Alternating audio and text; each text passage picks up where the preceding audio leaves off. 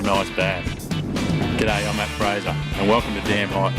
Over the next hour or so, I'll be travelling around at some of South East Queensland's finest fishing dams. I'll be fishing with local experts for quality fish like this bass here. We're using all sorts of techniques, right from bait fishing through to the latest in spinner baiting, jigging and even a bit of fly fishing. So get comfy, sit back and enjoy the video.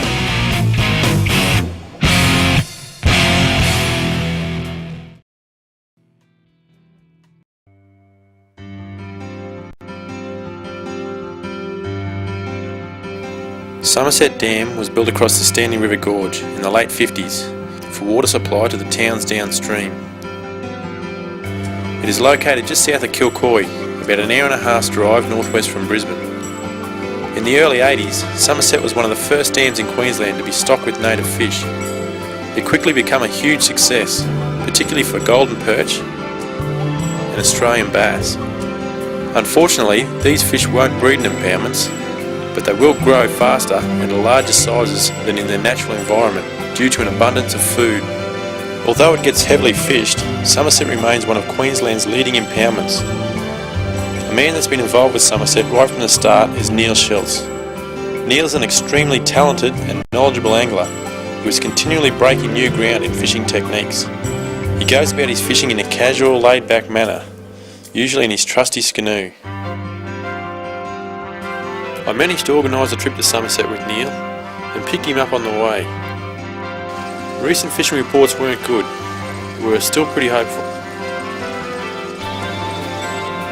It's always a great feeling when you first get out on the water, flying up the dam with a full day's fishing ahead. The plan was to chase bass, firstly by trolling deep diving lures, using open water trolling techniques, as Neil explains. It might appear to the casual observer that we're trolling around aimlessly in the middle of the lake. What we're actually doing, although we're in the middle of the lake, we're looking for specific types of bottom structure. We're chasing bass that are holding in mid-water, 5 to 7 metres below the surface, over quite deep water, but they're normally in relation to a radical change in the bottom depth. Normally along the edge of an old riverbed is fairly good, but gullies, creek channels, the sides of steep hills and things like that have all been covered up by the lake, and that's where the fish are holding. In order to find these fish, we really need to use a sounder. Coming fishing in these open water situations without a sounder isn't very successful at all. Sounders basically used for two things. We use it to find bony brim schools. If you can find a school of bait, you'll often find a concentration of big fish around them as well, usually bass. There's one.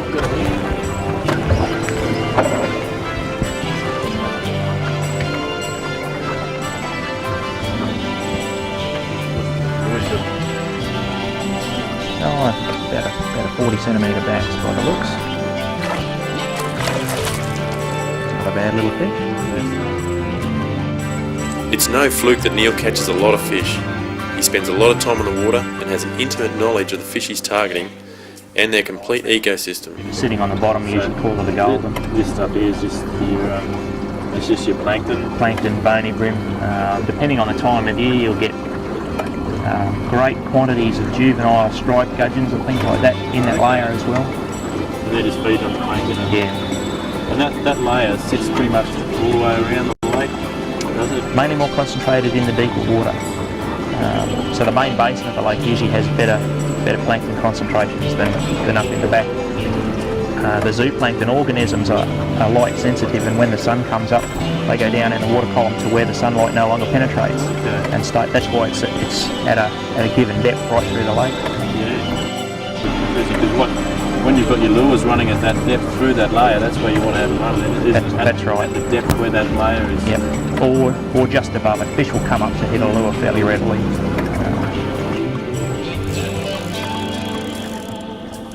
Not too bad of a hit.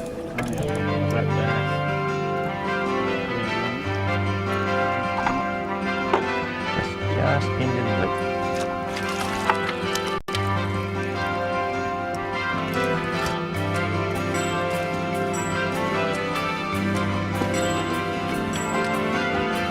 A lot of your success when trolling depends on the boat driver putting your lures in front of the fish. I'd managed a couple of bass but was keen to give Neil a drive. I'll take it easy. Yeah, I'll have a drive in the flash bait.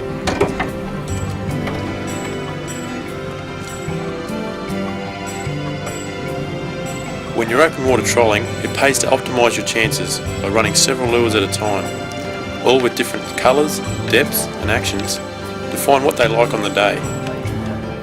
Adjustable rod holders are a tremendous aid for this. They allow you to set a